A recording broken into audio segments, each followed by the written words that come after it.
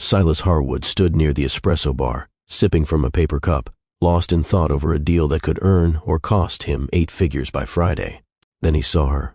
It was as if a spotlight dropped from the sky and followed only her, walked slowly past a perfume display.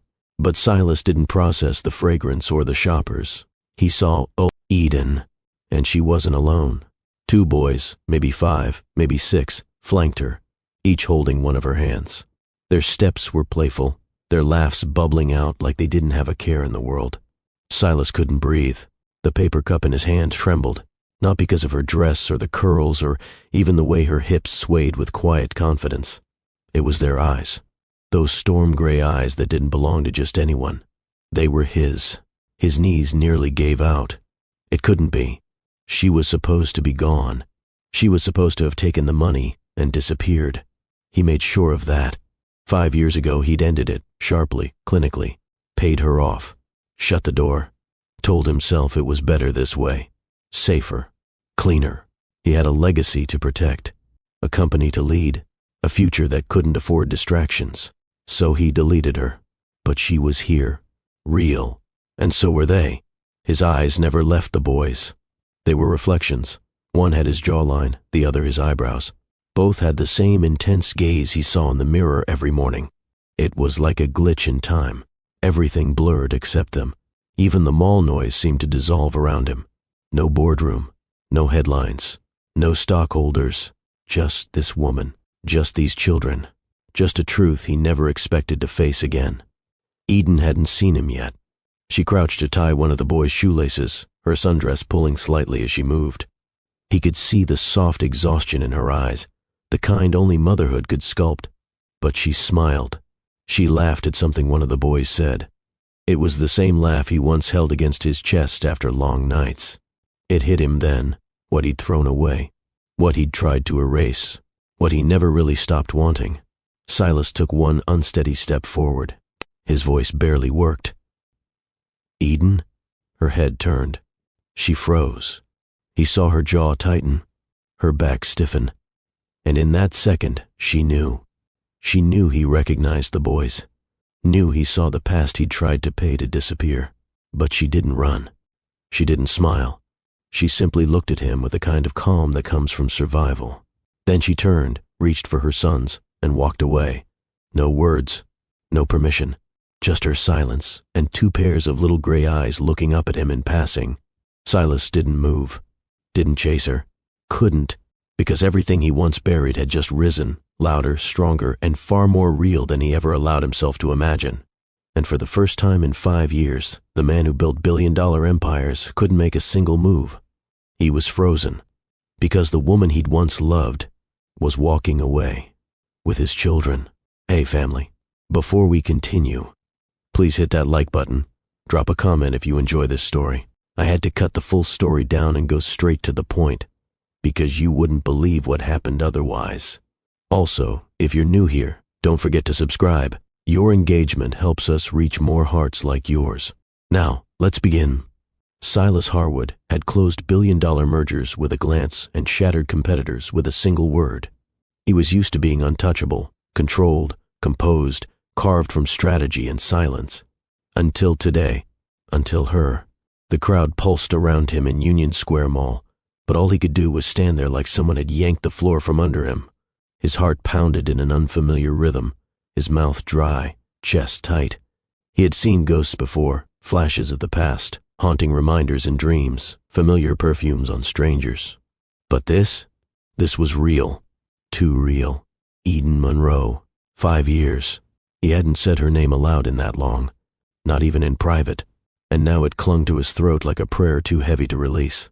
The sundress she wore flowed gently as she moved, white cotton slipping around her waist like it remembered every inch of her. Her hair hadn't changed, still wild and copper-toned, curling like fire down her shoulders. But her presence, it was different. He could feel it. She didn't walk like the junior associate desperate to please. She walked like someone who knew who she was, like someone who'd learned to fight without needing armor. But it wasn't just her that unraveled him. It was them, the 2 boys at her side. They were the reason his lungs struggled, the reason his palms turned clammy despite the mall's cool interior. They were the reason his vision narrowed, His world tilted. The twins. Their laughter rang out, carefree, innocent. One clutched a soft toy in one hand, the other pointed excitedly at a fountain shaped like a lion. And those eyes, those unmistakable gray eyes, his eyes. For one impossible moment, time dragged to a halt. He didn't feel the phone buzz in his jacket pocket. Didn't notice the assistant nervously waiting a few feet away with the updated investor memo. He didn't hear the barista call his name twice for a second coffee.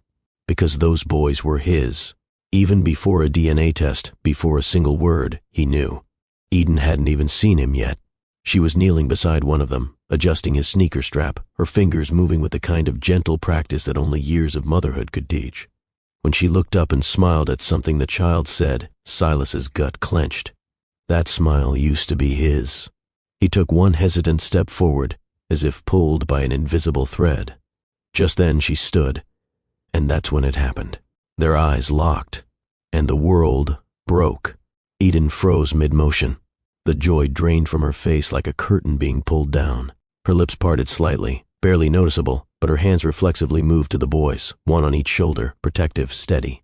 Silas forgot how to speak. Her eyes didn't blink. Her posture didn't waver. He could see the moment it clicked for her. She knew what he had just realized. Knew that he had seen the truth, and that there was no erasing it this time. He tried to move faster. Maybe call her name. Maybe say something, anything. But she beat him to the next step. She turned. She didn't run. She didn't rush. But her message was clear. This was not his invitation. The boys followed her, confused but obedient. One looked back over his shoulder, eyes meeting Silas's for half a second. There was no recognition there, just the unfiltered curiosity of a child. Silas stood alone, drowning in disbelief. He had always assumed she took the check, made the appointment, moved on. That's what the envelope was for. That's what the quiet parting words meant. He never questioned it after she left. He didn't want to, because if he had asked, if he had checked, he might have had to face this sooner. Now he stood in a gleaming marble mall, surrounded by luxury and noise, completely undone by two small boys and the woman he thought he had buried in his past. His hand gripped the edge of a planter for balance. A part of him wanted to chase after her. Another part told him he had no right. The world spun, just slightly off-center. Silas had been in control his entire life, but in this moment, the control was gone, and it had brown curls, stormy gray eyes, and walked away holding the hands of his future. Eden didn't breathe until they reached the far end of the escalator. She gripped her son's hands so tightly that Cassian winced. "Mama?" he asked quietly, tugging at her. "Why was that man looking at us?" Eli turned too, his voice soft. "Did he know you?" She crouched, forcing a smile that didn't quite reach her eyes. "He's just someone I used to work with," she said. "No big deal." But inside, her chest was unraveling. No big deal. She hadn't seen Silas Harwood in 5 years. Not a single glimpse. Not in news articles, not in passing through TV screens. She trained herself not to react when his name came up in finance circles, ignored it whenever someone mentioned Harwood equity in public. And yet, one ordinary Sunday at the mall, trying to pick up new shoes for Cassian and letting the twins admire the Lego store window, and there he was, standing like he'd seen a ghost, looking at the boys like someone had sucker-punched his soul. She blinked rapidly, trying to shake the memory, but it replayed in brutal clarity. His eyes, the way they widened, the way his lips parted slightly like he wanted to speak but didn't know how, the way he saw their eyes, and knew, and she knew he knew. It was written all over him. The past had just collided with her present in the worst possible way. "Mama." Eli tugged her hand again. "Can we still get ice cream?" She exhaled slowly. "Of course, baby. Let's go." But she didn't walk toward the food court. Instead, she veered right toward a quiet corner with a water fountain and tall ficus plants. She sat down on a low bench, checking her phone, pretending. Her hands trembled so much she almost dropped it. She hadn't expected this. Not here. Not now. Not when things were finally starting to feel safe. Silas Harwood was supposed to be her past. He was supposed to stay locked in the vault of bad decisions, high-rise conference rooms, and broken promises. She had survived him once. Survived the humiliation of being discarded like a problem to be erased. Survived the betrayal of a man she thought, no, knew, had felt something for her. She had built a life in the ashes of that wreckage. And now? Now the very man who tried to erase her was staring at the sons he didn't have the courage to acknowledge 5 years ago. "Do you think he's mad?" Cassian whispered, snuggling closer on the bench. He looked mad. Eden blinked. "No, sweetheart, he's not mad. Not anymore. Just broken." And honestly, that scared her more. Silas had always been powerful, confident, calculated, but the man she saw back there, he looked human, and she hated that it made her feel anything other than cold fury. She shook her head and straightened. "Boys, let's do the shoe shopping first. Then we'll go get a chocolate swirl, deal?" "Deal," they chirped in unison, but as they skipped ahead toward the shoe store, Eden's feet dragged. She looked over her shoulder. He was still there. Not close, maybe 50 feet away, but watching. Not with judgment, not even with shock anymore, with something far more dangerous, regret, and beneath that, longing. She turned back fast. That look, she remembered it too well. It was the same look he gave her the night he told her they had no future. The night he handed her a check and a cold choice. The night he said he wasn't ready, but his eyes had betrayed him then too. Just like now. "I'm not letting you near them," she whispered under her breath. Not again. This time, her life was built around 2 hearts that depended on her. There were no second chances. Silas didn't follow her. Not immediately. His feet were ready. His instincts screamed at him to move. But something in his chest had locked up. The moment Eden turned away, hand in hand with his sons, the oxygen in the room thinned. His jaw clenched. His heart thundered. He had imagined 1,000 ways his past could come back to haunt him, but he never imagined seeing his children for the first time in a mall full of strangers. He stood frozen as though any sudden movement might shatter the fragile illusion that this was real. Those boys were his. There was no question. He didn't need a test, didn't need a lawyer, didn't need a conversation. He had seen himself, twice over, in those kids. Not just the eyes, not just the tilt of the chin or the shape of the mouth. It was the energy, the calm confidence they carried. The stillness when they looked at him, it was uncanny. It was undeniable, and it made his gut twist. An assistant appeared beside him, young, bright-eyed, holding a tablet. "Sir, we need to finalize the—" "Not now," Silas snapped, eyes still locked on the last place Eden had been. The assistant paused, startled. Silas turned slowly and walked away from the espresso bar, ignoring everything. The background noise faded again, the retail clatter, the chatter of shoppers, the phone in his pocket buzzing twice. All of it became irrelevant. He passed a jewelry store, caught a reflection of himself in the glass. He looked fine, polished, powerful, the image of control. But inside, he was unraveling. How could Eden keep something like this from him? How could she carry that alone? How had he let it happen? He sat down on the nearest bench and leaned forward, elbows on knees, fingers interlocked. 5 years ago, he made a calculated decision.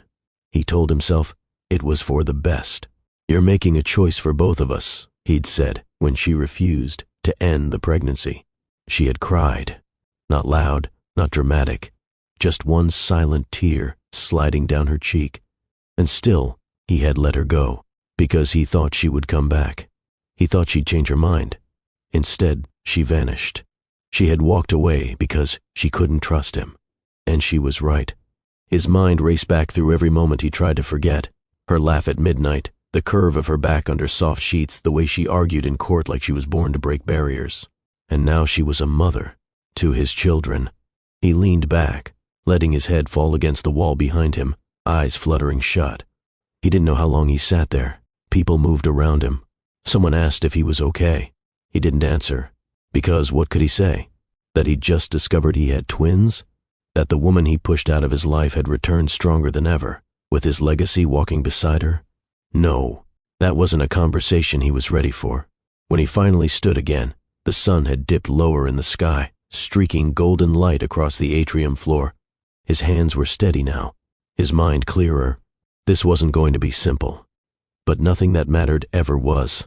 Silas Harwood didn't believe in fate. He believed in decisions. And this time, he was going to make the right one.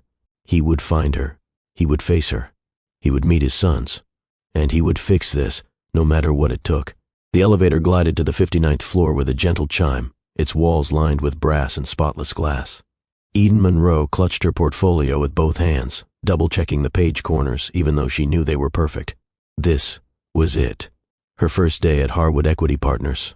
The firm was one of Manhattan's most revered financial institutions, and the position? Competitive didn't even begin to describe it.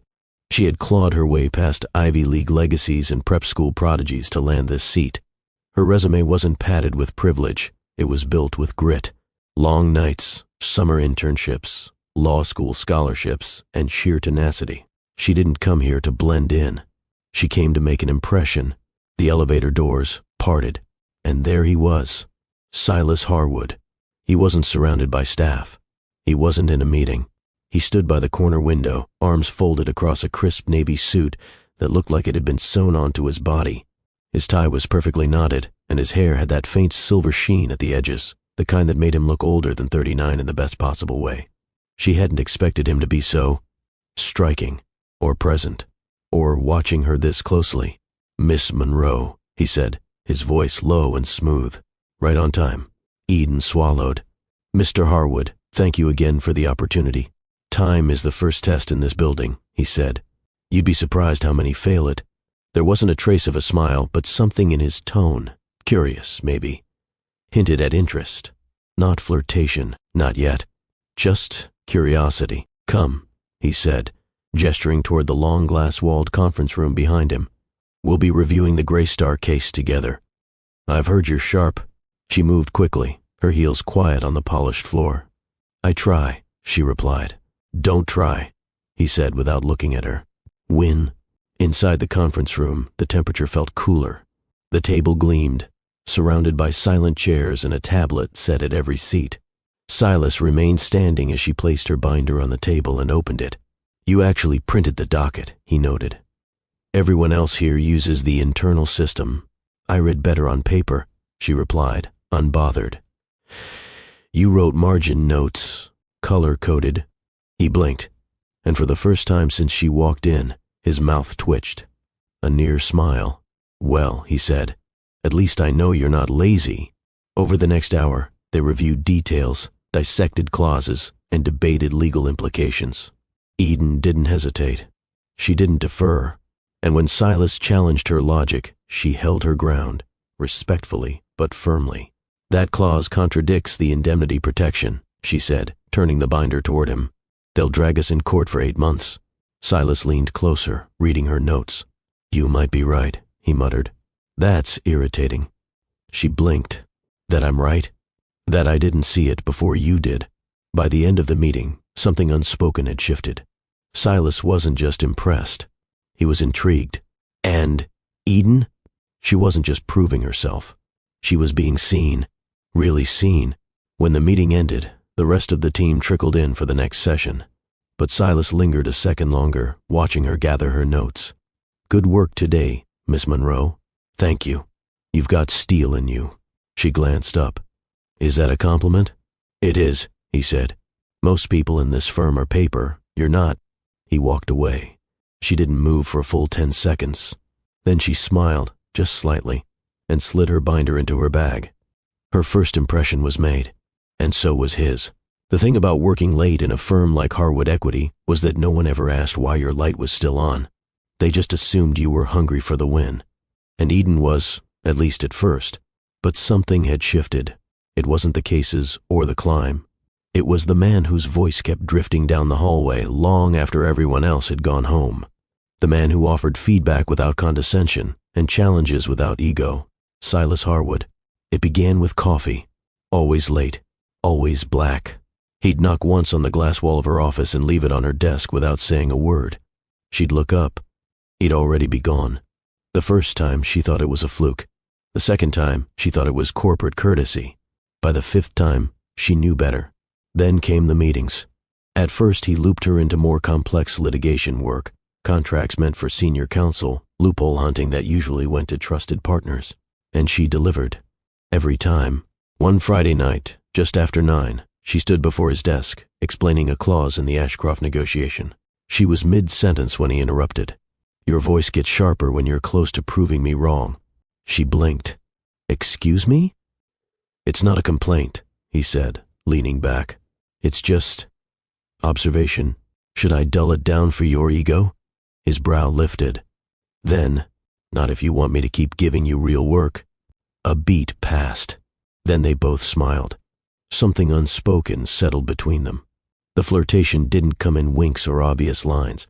It lived in proximity, the way their conversation stretched beyond legal jargon, the way he lingered by her chair while reviewing documents, the way she started wearing lipstick at night, just a shade bolder than her usual, and the way he noticed. One evening, well past 10, she was standing beside a window in the top-floor conference room, flipping through a lease dispute. The city pulsed outside, alive and glittering. She didn't hear him approach. You always this hard on real estate cases? Silas asked, appearing behind her. She turned slightly, not startled. I'm hard on anything that wastes our time. Remind me not to cross you. She arched a brow. I don't like sloppy. He stepped closer, unbuttoning the top of his shirt, tie loosened. Neither do I. Their eyes held, longer than they should have, longer than the firm's handbook would ever allow. That night, he walked her to the elevator. The silence between them was rich, charged. Neither made a move. Neither spoke of it the next day. But something shifted. The following week, he invited her to a private arbitration session in D.C. Just you and me, he said, as if it meant nothing. She knew it wasn't just about the case. And yet, she said yes. In the car ride back from the courthouse, rain tapping softly against the windows, Eden sat beside him, close, but not touching. The driver took the long way back to the hotel. You've changed, Silas said, his voice low. In a month? In confidence. She looked out the window. Maybe I just stopped caring what people think. And what do you think? He asked. About this? She turned. About you? He didn't blink. About us. They were still fully dressed, fully composed. But the tension between them was anything but. Eden didn't answer. She leaned in instead and kissed him. Eden Monroe never meant to fall in love with her boss, but it wasn't the title that got her. It was the silence between moments, the way he listened without filling space, the way he'd touch her arm just slightly when she said something brilliant. And later, after that first night in D.C., it was the way he held her in the dark like someone afraid to be alone with his own thoughts. They didn't talk much the next morning. He ordered room service, black coffee, croissants, eggs she didn't ask for but liked anyway. No small talk, no awkward tension. Just two professionals, back in suits, prepping for court like nothing had happened. Except everything had changed. The quiet intimacy between them didn't fade after that weekend. If anything, it deepened. They didn't flaunt it, didn't label it, but the line had been crossed, and they weren't looking back. Late meetings became the norm. Soft looks turned into subtle touches. And sometimes, on nights when the world outside was too loud, Eden found herself in his penthouse, tangled in sheets she'd once only imagined. But what surprised her most wasn't the heat of it. It was what came after. That's when he really opened up. One evening she lay curled against him, her cheek resting on his chest. Rain tapped gently on the tall windows behind them. She traced lazy circles on his skin. You ever think about slowing down? She asked. Silas let out a soft breath. And do what? Live, breathe, build something that isn't tied to numbers and quarterly reports. He didn't answer right away. Instead, he pulled her closer, his fingers in her hair. My brother used to say things like that, he murmured. Eden looked up. You have a brother? Had. That stopped her cold. He stared at the ceiling, jaw tight. He died 9 years ago. Car crash, his fault. He was drunk. Hit a post on the West Side Highway. I was the one who identified the body. Eden placed a hand on his chest. I'm sorry. He was the golden one, Silas continued. Smart, charming. Everyone loved him. I was the serious one, the one Dad groomed to take over. But Micah? He had heart. He lit up every room. He blinked slowly. After he died, I stopped trusting life with anything soft, anything breakable. Like people? Eden asked. Like love. She didn't speak, just held him tighter. Because in that moment, she saw the man behind the suits and strategy. Not the tycoon. Not the boss. Just a man who had learned too early how to grieve and decided never to do it again. Later that week, he showed up at her apartment unexpectedly. No driver, no pretext, just him, standing at her door. She let him in. He walked to her kitchen, took off his jacket, and rolled up his sleeves like he'd done it 1,000 times before. "I needed to see you," he said simply. She didn't question it. They ate leftovers on the floor of her living room, shoulder to shoulder, laughter soft and easy. He told her stories about the early days of Harwood Equity, about his mother's obsession with legacy and image, about the pressure to never fail. "Do you want kids someday?" she asked, not looking at him. "I don't know," he replied honestly. "Sometimes I think I do. Sometimes I wonder if I'd just screw them up. And if they needed love more than perfection?" Silas looked at her. "Then maybe they'd need someone like you." In that moment, Eden felt something shift in her chest. It wasn't just desire anymore. It wasn't just ambition or curiosity. It was something harder to define. Something she didn't want to say out loud, because naming it made it real. And real things could break. The line appeared before the timer even finished blinking. 2 lines, bold, undeniable. Eden stood barefoot in her bathroom, a hand braced against the sink, the other holding the test like it might vanish if she looked away. But it didn't. She swallowed. Hard, then looked again. Still there. She sat down slowly on the closed toilet lid, knees trembling, heart racing. Her phone buzzed on the counter. Probably Silas, texting to confirm dinner. They were supposed to meet at a new rooftop bar he liked, but she couldn't move. She couldn't breathe. Pregnant. It didn't even feel real. They'd been careful, most of the time. But one weekend in his penthouse, a holiday weekend, champagne and too many stolen kisses, caution had taken a back seat. And now, she was holding the proof of that recklessness in her palm. Tears gathered in her eyes, but not from fear. From confusion. She wasn't just a junior associate anymore. She was someone's mother now. She placed a hand on her stomach, almost protectively, even though she felt nothing yet. No symptoms. No changes. Just the knowledge that something entirely new had begun inside her. And it wasn't a mistake. Not to her. She didn't call Silas that night. She needed time. Time to think. To sort through the noise in her head. Time to figure out what this meant for her career. Her life. Her future. His future. The next day, she asked him to meet her in the conference room after hours. The same one where they'd first worked side by side. He arrived right on time. Rolled up sleeves. No tie. That quiet confidence that used to excite her, now it made her nervous. He sat across from her, leaning forward. "You okay? You've been quiet." Eden reached into her bag and pulled out the strip, wrapped in tissue. She didn't hand it to him, just placed it on the table. He stared at it. Silence. Longer silence. Then he leaned back. Expression unreadable. "Are you sure?" he finally asked. "Yes." "How far along?" "Only just." "I found out yesterday." He nodded once. Not a twitch in his jaw.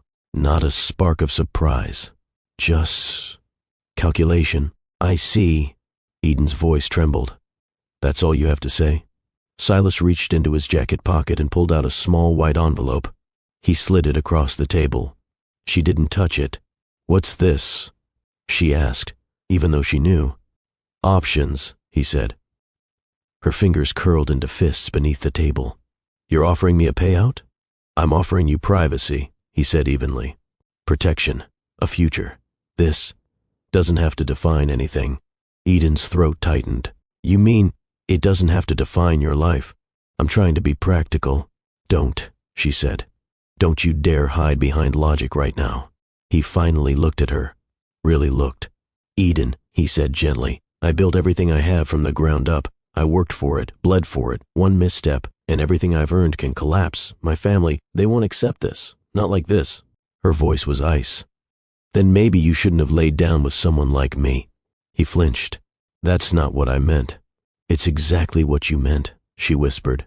She stood, grabbing the envelope and pressing it back into his hand. "You can keep your future." "Eden." "No." She cut him off. "This isn't your decision anymore. If you keep it," he said slowly, "you're making a choice for both of us." She stared at him, then said the words that would end everything. "No, Silas. You just made it." She walked out, took the elevator down, and didn't look back. Eden didn't cry. Not when the elevator dropped her 39 floors down. Not when she stepped into the biting wind outside Harwood Tower. Not when she reached her apartment, turned the lock, and slid the chain into place with trembling hands. She didn't cry because crying would have felt like surrender. And she wasn't broken. Not yet. The white envelope lay untouched on her kitchen counter. She hadn't opened it, not once. She didn't need to. She knew exactly what it contained. A check. Probably a number that would make most people stop thinking and start signing. Alongside it, likely a discreet business card, maybe the name of a clinic known for its silence and efficiency. A pre-scheduled appointment, perhaps. All set in motion without consulting her, without even asking what she wanted. That was the part that stung most. Silas hadn't asked. He'd decided. She stood at her window now, looking out over Brooklyn, where the skyline blinked with 1,000 indifferent lights. So this was how it ended. Not with betrayal. Not with heartbreak. With silence. With money. With a man too afraid to love out loud. The next morning, Eden arrived at the office 2 hours earlier than usual. No makeup. No small talk. Just her badge and a locked jaw. She moved through the corridors with deliberate pace. One by one, she cleared her desk. She didn't speak to anyone. Didn't explain. She didn't owe explanations to a place that had only ever measured her by what she could bill. When she walked out, she left behind the title, the prestige, and the potential corner office everyone said she'd earn within 3 years. But she was gaining something far greater. Her choice, her child, her dignity. Later that day, she sent a single message to Silas. "I've resigned. Don't contact me again." No greeting, no sign-off, just truth, delivered cold, like his envelope. He read it while seated in his private office, surrounded by contracts and silence. He didn't reply, didn't call, didn't chase. Instead, he closed his laptop, turned his chair toward the window, and sat there as the sun faded behind towers he once believed were the only thing that mattered. For the rest of the week, Eden didn't leave her apartment.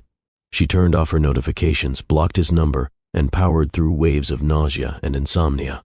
She drank ginger tea in the morning, cried into her pillow at night, and Googled everything from prenatal vitamins to freelance legal work. She also prayed, not for him, but for clarity and for strength. On Thursday morning, she mailed the envelope back. Still sealed, no note inside, because he never gave her a chance to speak. Why should she give him closure? By Sunday, she was boarding a train. No return ticket. Just 2 suitcases, a battered laptop bag, and the growing flutter of something alive inside her. She didn't look back at the city skyline. She was done waiting for people to value her worth. From now on, she would build something for herself and for the life she now carried. Back in Manhattan, Silas sat alone at his dinner table. A full plate, untouched wine, a perfectly cooked steak cooling in front of him. He didn't eat. He just stared at his phone, reading the message she sent on repeat. "Don't contact me again." It was the first time in his life someone had walked away from him, and meant it. And he hated how much that hurt. Savannah smelled like honeysuckle and freedom. The moment Eden stepped off the train, the weight she'd carried for weeks began to lift, one heartbeat at a time. Her Aunt Raina stood waiting at the platform, arms wide, eyes soft. "You don't have to explain a thing, baby girl," she said, pulling Eden into a long hug. "You're safe here." And just like that, Eden exhaled. Raina's house sat on the edge of town, a weathered 2-story home with a wraparound porch and hydrangeas that bloomed in thick purple clusters. It wasn't fancy. It wasn't fast. But it was hers now, at least until she figured out what came next. Eden unpacked slowly. First, the baby books. Then her legal pads. Then the photograph she kept tucked inside her notebook. One of her at her NYU graduation, beaming in her cap and gown, Silas nowhere in sight. She placed it face down on the nightstand. Some chapters didn't deserve to be on display. The first few weeks in Savannah were quiet.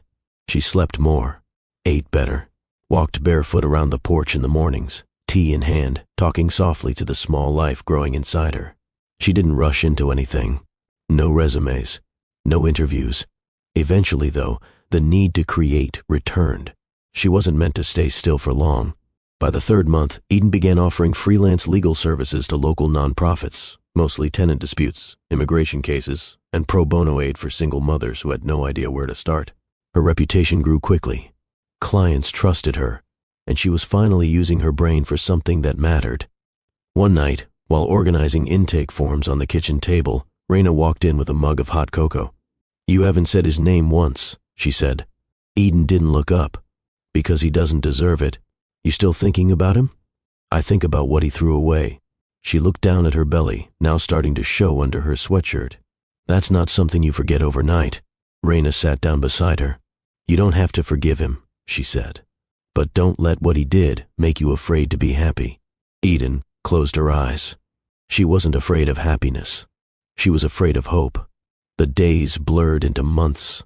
Pregnancy wasn't easy. There were aches, nausea, and that strange mixture of exhaustion and restlessness that came with growing two lives at once. But Eden carried it with quiet strength. She read every book, ate every leafy green, talked to her belly like it could talk back, and when the kicks started, she cried, alone, happy, grateful, and terrified. She gave birth in the spring. A thunderstorm rolled across Savannah the same night. The twins came early, but strong. Cassian first, loud, impatient, wide-eyed. Eli followed, quiet, observant, with a deep furrow between his brows that reminded her of Silas immediately. She didn't cry in the delivery room, but when they placed the boys on her chest and their tiny fingers curled instinctively around hers, that's when the tears came.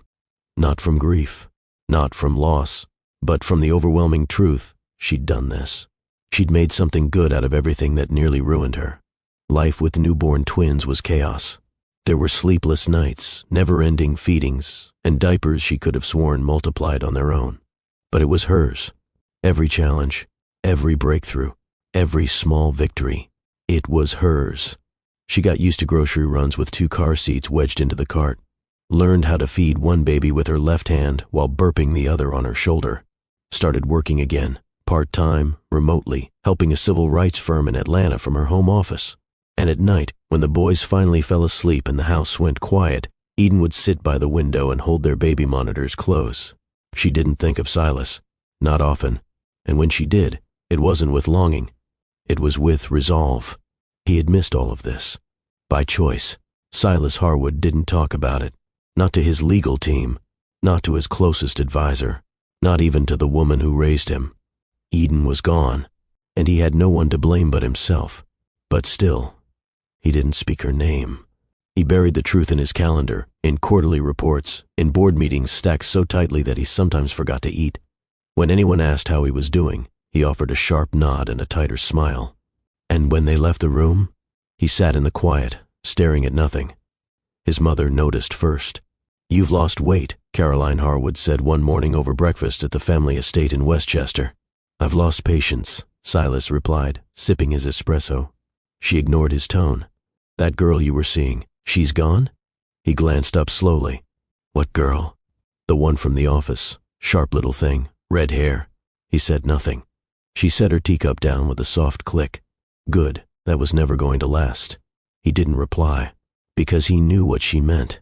It wasn't just about professionalism or reputation. It was about legacy, image, control. Everything Caroline had spent decades polishing into perfection. Eden didn't fit that design. Too smart, too bold, too unshakable. What Silas didn't know, what Eden never had the chance to tell him, was that his mother had found out about the pregnancy long before he did. It wasn't hard. Caroline had ears everywhere, in every department, every boardroom, every hallway. And when whispers of Eden's resignation began swirling, Caroline made one phone call. Discreet, efficient. "I need her gone," she said into the receiver. "No scandal, no press, make it clean." And within 48 hours, Eden was offered a quiet payout far beyond the envelope Silas had given her. She refused, but the message was clear. Silas never knew. He assumed Eden left because she was angry, or hurt, or too proud to stay. And maybe she was all of those things. But she hadn't just left. She'd been pushed by someone who had perfected the art of erasing problems. Months passed. Silas focused on mergers, expansion. He turned Harwood Equity into one of the most aggressive growth firms in the country, swallowing smaller funds and flipping them for profit within a year. He made headlines, graced magazine covers, was named one of Manhattan's most eligible bachelors by some tasteless lifestyle site he'd never heard of. None of it mattered. Every night, When he loosened his tie and poured a drink he rarely finished, the same question returned. What if I'd asked her to stay? He replayed the final conversation again and again. Her standing across the table, pregnant, unflinching, the envelope untouched between them, and the look in her eyes, part fury, part heartbreak, and something else, conviction. She had meant it when she walked away.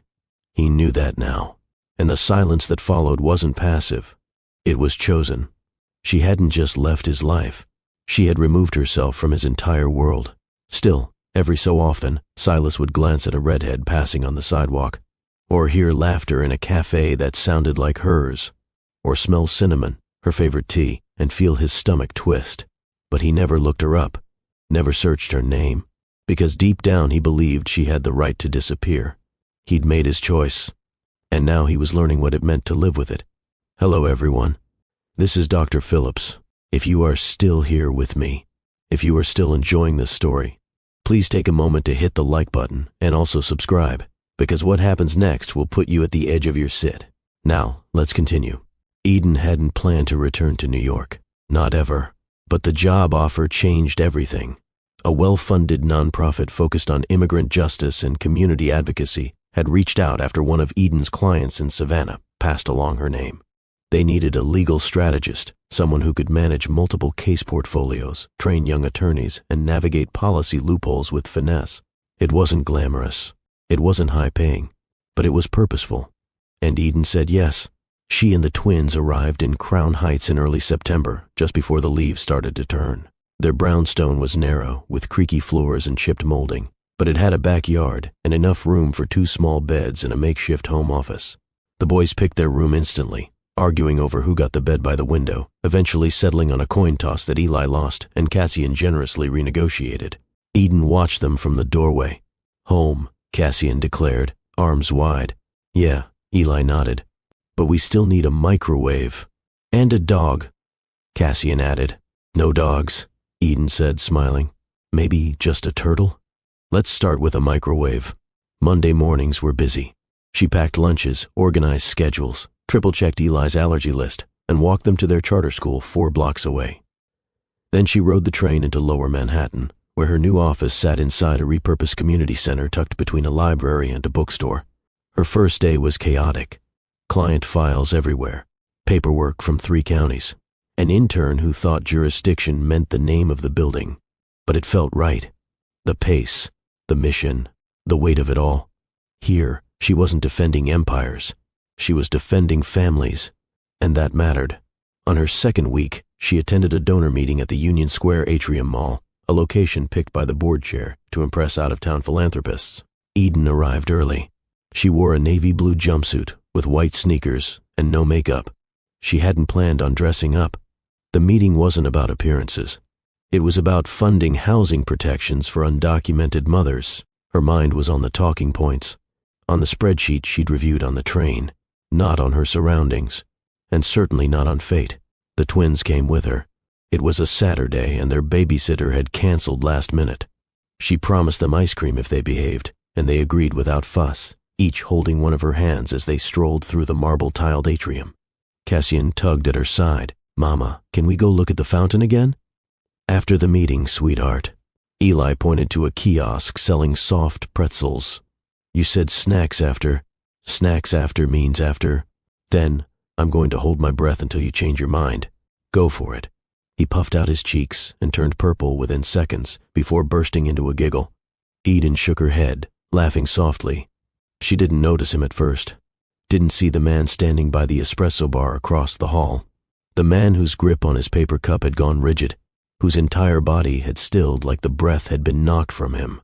Silas Harwood, watching, frozen. Eden bent down to tie Cassian's sneaker, and when she stood, she felt it. That heat, that pull, that sense that someone was watching.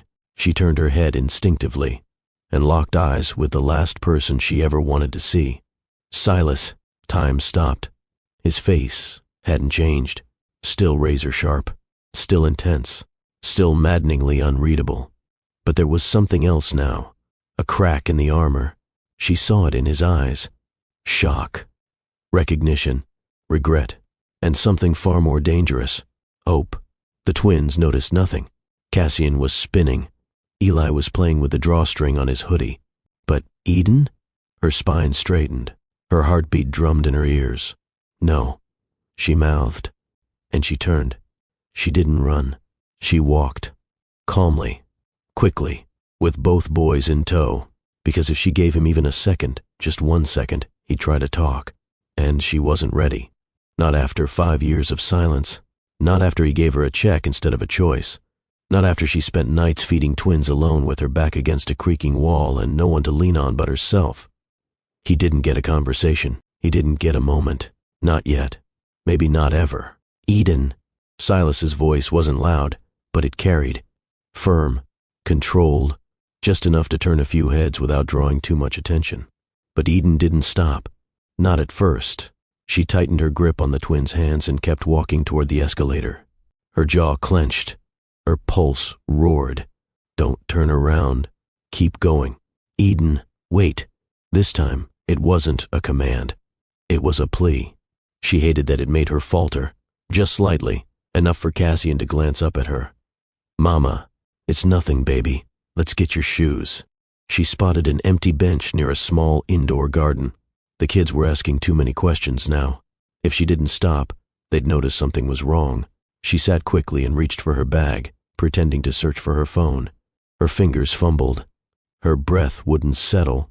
Silas approached slowly, not like a man in control, not like the tycoon who once moved markets with a press release, like someone afraid they were about to be slapped, or worse, ignored. He stopped a few feet away, close enough to speak, far enough to respect the space. They're mine, he said quietly. Eden didn't look up. No, they're mine. You left. You gave me money, she snapped. Don't twist this into something you didn't orchestrate. Silas inhaled, steadying himself. I didn't know. You didn't ask. Cassian leaned against her side. Eli stood close, eyeing Silas with quiet curiosity. Mama, who is that man? She turned to them, brushing a hand gently over Eli's curls. Just someone from a long time ago. He's not important. Silas took another step forward, slowly, carefully. Eden, please. Her eyes finally lifted, sharp, unreadable, full of restrained fire. Don't please me. You had a chance to be a man 5 years ago. You chose convenience over courage. You chose your reputation over your own blood. He swallowed hard. I made a mistake. No, she said. You made a choice. The words hit harder than he expected. He stepped back like she'd struck him. You didn't even ask how I felt, she continued, standing now, her voice low but solid. You assumed I'd do what was easiest for you, that I'd disappear quietly, that I'd erase them before they ever took their first breath. I was scared, Silas admitted. She scoffed. You command billion-dollar firms, but a woman and 2 unborn children made you scared? Yes, he said plainly. Her expression didn't change. You don't get to want them now. You don't get to want me now. I know I don't deserve anything, he said. But they're here, and I'm here, and I don't want to walk away from them again. The boys had grown quiet, sensing something serious was unfolding, but not fully understanding. Silas looked at them, really looked. Their small frames, their eyes, the way Eli stood with his hands in his pockets, mirroring his own childhood habit. And something inside him cracked. Eden saw it, saw the way his shoulders dropped, saw the change, and hated that a piece of her felt it too. They don't know you, she said, and they're happy. I just want the chance to try. You had the chance, she replied. You chose fear. Then tell me what I have to do. She turned, ready to walk away again. But something in her made her pause. Prove you're not the man who paid me to disappear. 3 days passed. Eden expected silence. She hoped for it. Instead, she received a handwritten note, folded carefully, delivered to the front desk of her nonprofit by someone in a plain black jacket who didn't leave a name. It read, I meant it when I said I want to try. I won't show up uninvited again, but I'll be at your fundraiser Saturday. If you want me to stay away, just say so. I'll respect it. Silas. She stared at the page. No dramatic declarations, no pressure, just the truth. And a door left slightly open. Saturday arrived faster than she expected. Eden, dressed in black slacks and a forest green blouse, her curls pinned up with effort she rarely gave to appearances. Not for him, but for herself, for the version of Eden who had survived so much and built something meaningful without needing anyone's approval. She checked on the twins who were home with the sitter, then headed out. The fundraiser was being held on the rooftop of a renovated community center in Fort Greene, strung with soft lights, folding chairs and tables dressed in second-hand linens. Nothing fancy, but it was honest. It was real. It was hers. Silas arrived late. No suit, no tie, just jeans, a black Henley, and hands that stayed in his pockets. He kept to the edge of the space, listening quietly to the speeches. Didn't interrupt, didn't hover. Eden saw him near the far table, standing near a display about family reunification efforts. He was reading, not just glancing, actually reading. That unsettled her more than any confession could have. After the event, guests began trickling out. The volunteers started cleaning up. She found herself walking toward the far corner of the rooftop, away from everyone else, her tea still warm in her hand. "Thought you'd duck out early," she said. Silas turned. His voice was soft. "I told you I'd come." She looked him over. He looked different, not polished, not curated, just present. "You don't belong here," she said. "I know. So why are you here?" "Because I didn't just lose you," he said. "I lost the only version of myself I ever liked." She didn't reply, didn't trust herself to. He stepped closer, but not too close. "You smell the same," she murmured, caught off guard by the words slipping out. His lips twitched. "Do I? You shouldn't be this close." "But you haven't stepped away." Her chest tightened. "Don't play games with me." "I'm not," he said. "I don't want games. I want truth." For a long moment, neither of them said anything. Then his hand brushed hers. Light, careful, like he was afraid she'd vanish if he moved too fast. Her breath caught. "I don't trust you," she said. "I don't expect you to," he replied. "But let me show you that I've changed." She looked up at him. "One chance," she whispered. "You ruin it, and I won't even say goodbye." "Understood." He moved closer, gently. And for the first time in years, she didn't pull away. Eden arrived at the community center with her usual focus, clipboard in hand, hair tied up, sneakers on. Today was the monthly food and legal aid drive, and volunteers were already setting up tables by the curb. Folding chairs, canned goods, stacks of intake forms. Controlled chaos, but hers to manage. She was halfway through assigning case numbers when a soft murmur rolled through the courtyard. "Isn't that Silas Harwood?" Her pen froze mid-signature. She looked up, and there he was. Again, not dressed to impress, no entourage, just jeans, sneakers, and a plain black t-shirt. He was carrying 2 crates of bottled water. Eden blinked. Is he volunteering? He set the crates down near the donation tent without a word, then turned to the nearest organizer and asked where they needed help next. They sent him to traffic control, guiding walk-ins to the sign-in table. Eden watched from a distance, confused, guarded, impressed. By noon, he'd set up folding chairs, helped an elderly woman unload her bags, and spent 20 minutes entertaining a restless toddler so her mother could speak to a legal advocate in peace. He didn't look for Eden, didn't try to corner her, didn't make a single move that asked for attention. He just showed up, and worked. It wasn't until cleanup that she finally approached him. He was stacking tables behind the center, sleeves rolled, sweat on his brow, dust on his jeans. She stopped a few feet away. "You don't strike me as a folding chair kind of guy." He turned, breath steady. "First time for everything. You trying to impress me? If I was, I'd be failing. You haven't even looked at me all day." "I've looked," she said quietly. Their eyes met. Silas dropped his gaze first. "I didn't come here for show. I came because you said to prove it. And stacking chairs counts?" "No, but showing up does." She crossed her arms. "You've built an entire life around people showing up for you. Staff, lawyers, clients. You've always been the center of everything. You're not used to serving. You're used to being served." "You're right," he said. "And I hate that you are. That's why I'm here." "So what? You're going to volunteer your way into my life?" "No," he said, "but I'm going to keep showing up until you believe I can fit into it."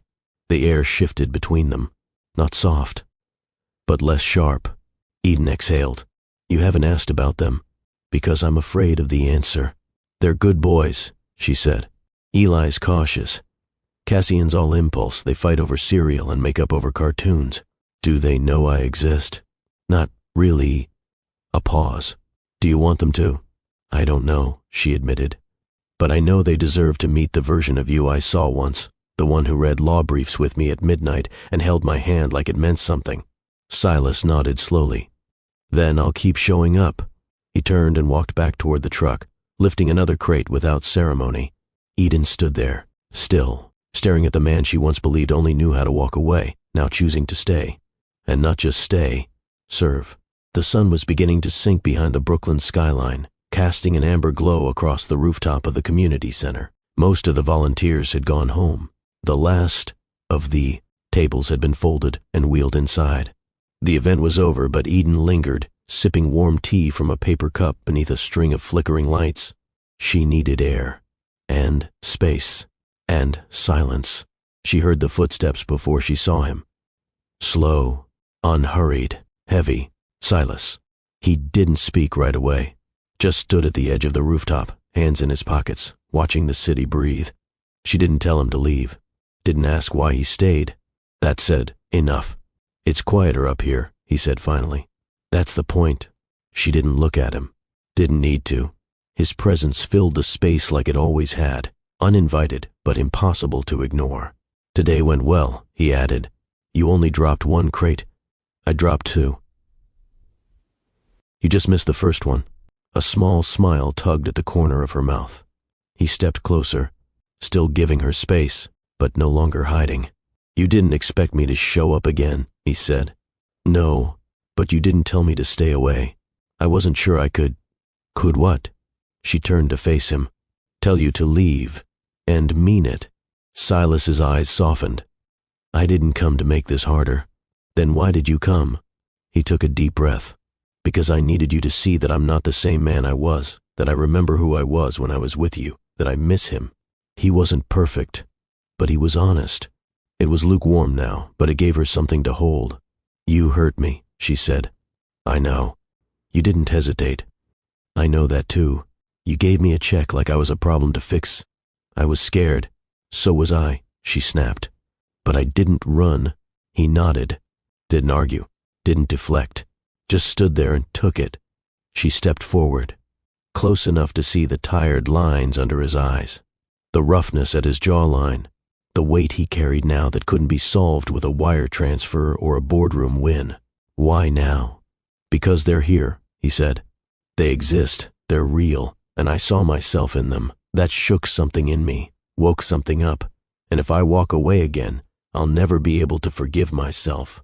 Her voice was a whisper. You don't get to ask for forgiveness. Then let me earn it. And what if you fail again? Then I fail trying. Silence settled between them.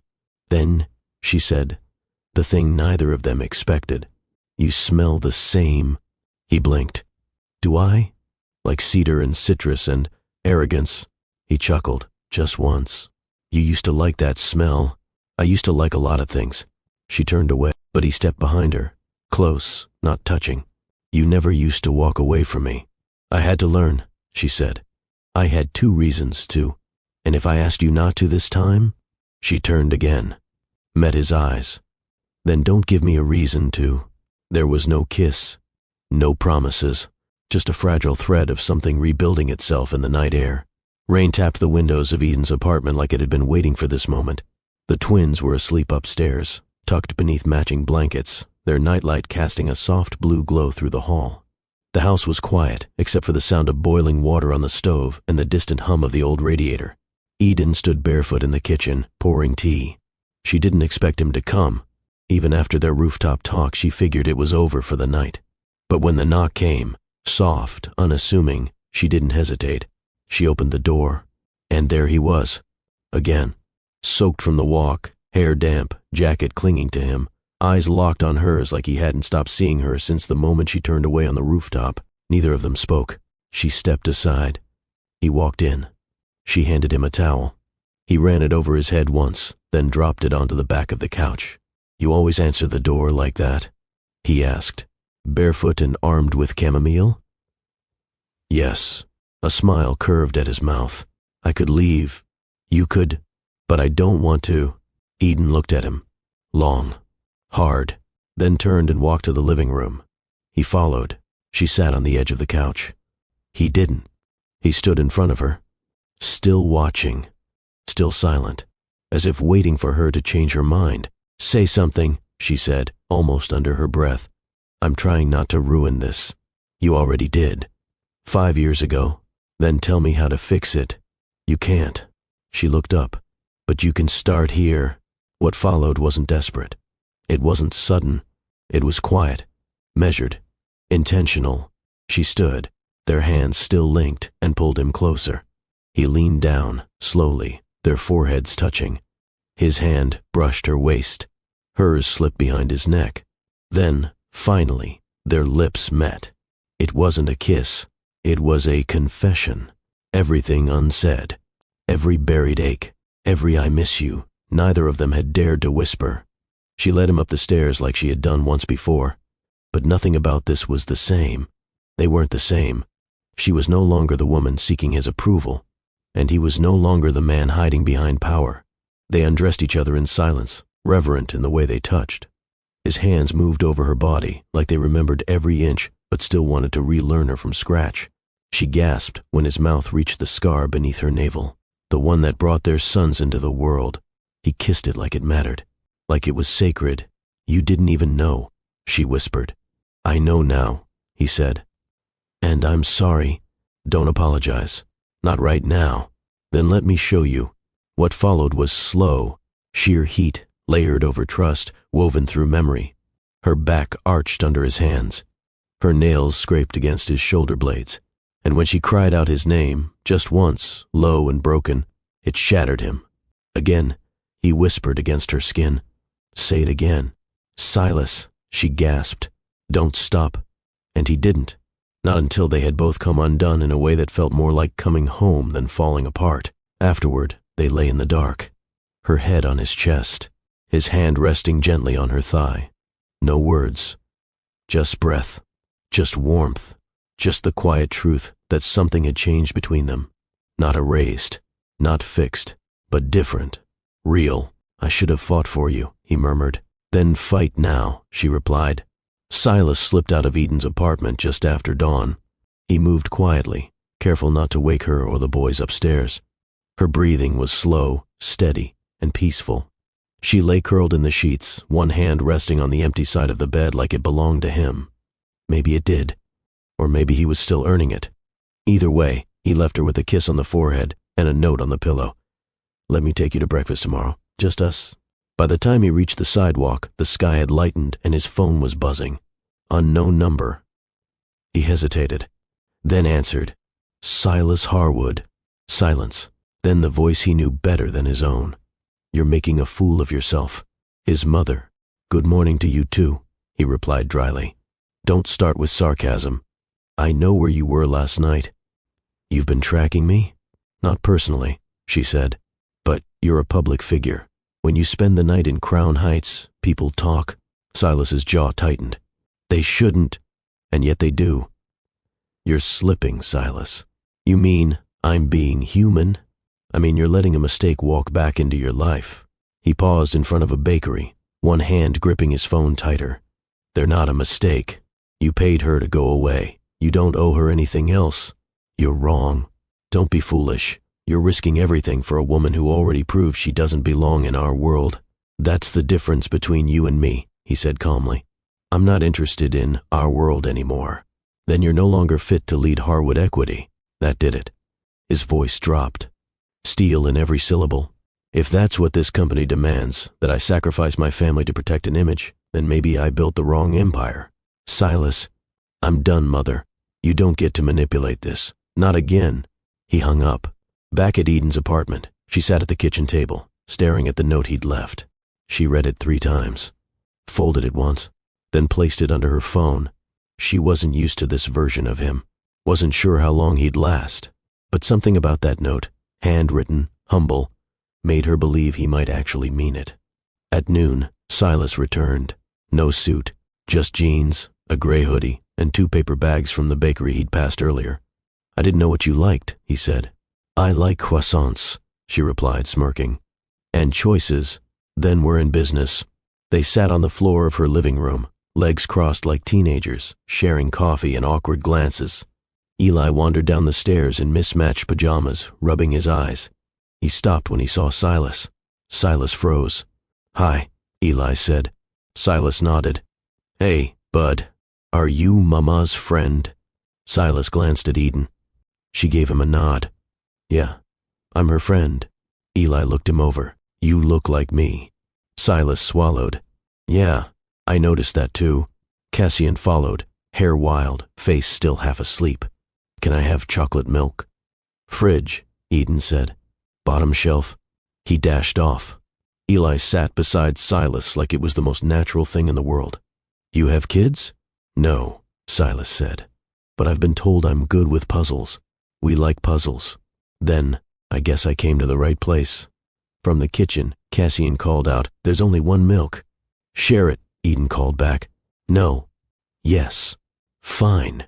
Silas chuckled. There's something else. Eden nodded. Yeah. They are. There was no ceremony, no announcement. No, this is your father's speech. Just a slow unfolding of laughter, of glances, of moments like this one, where possibility filled the space between what was and what could be.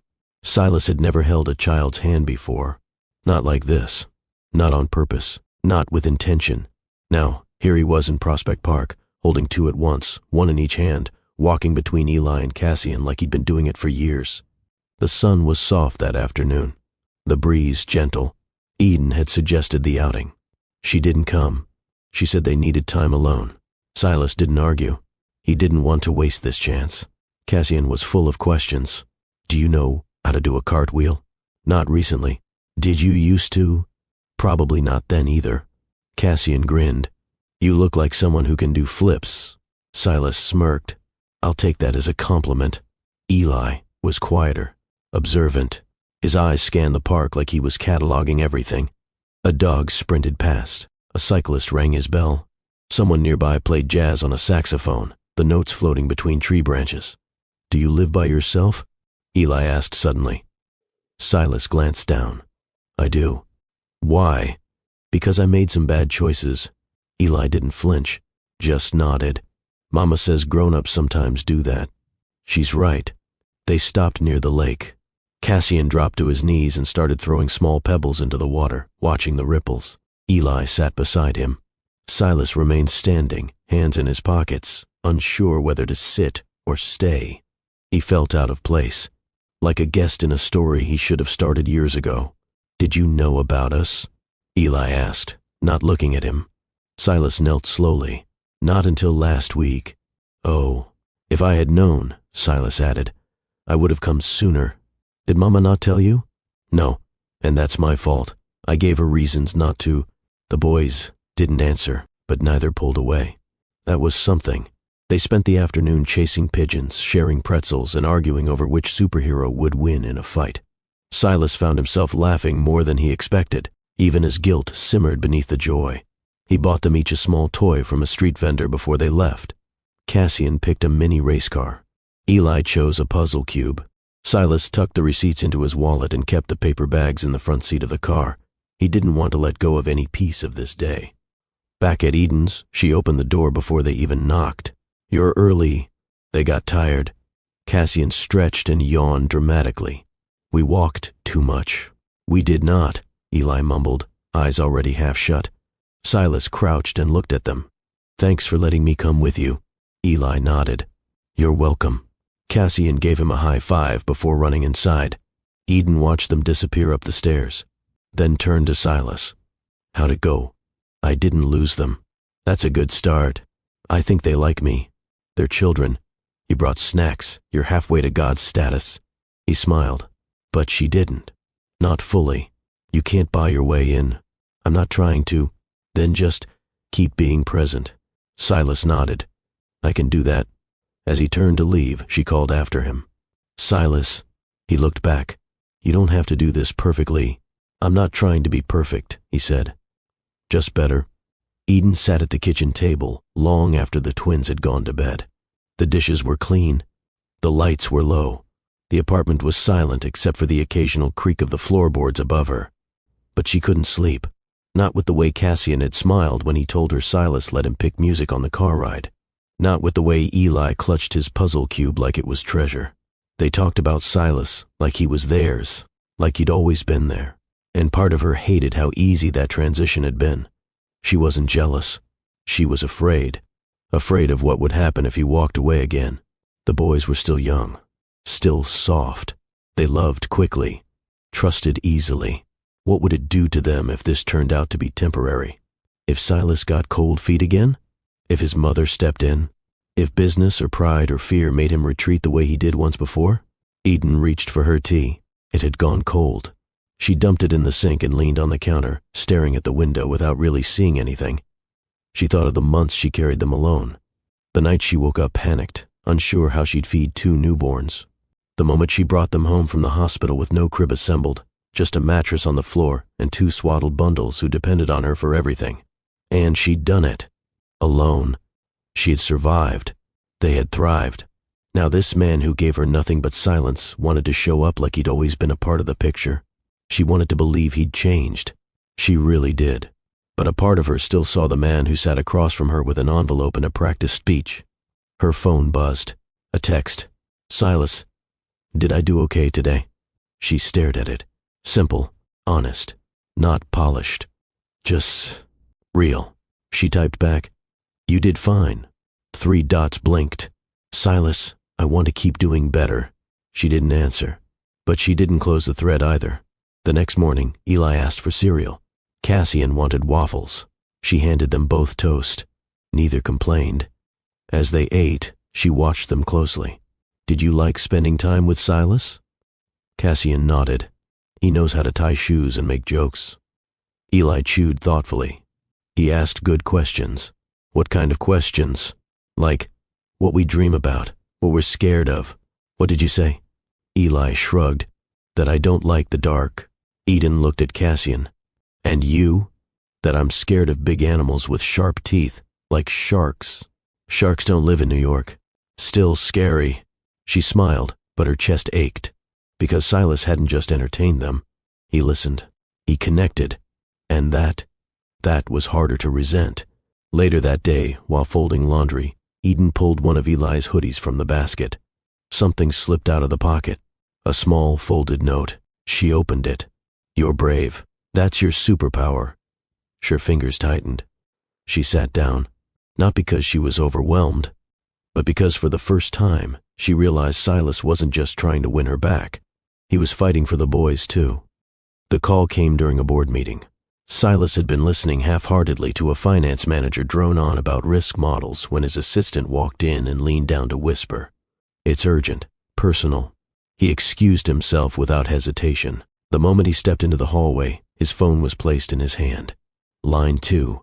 Someone named Deirdre, from Savannah. Deirdre. That name rang a bell. Eden had mentioned it once, an older woman from the legal aid clinic. A mentor. Silas answered.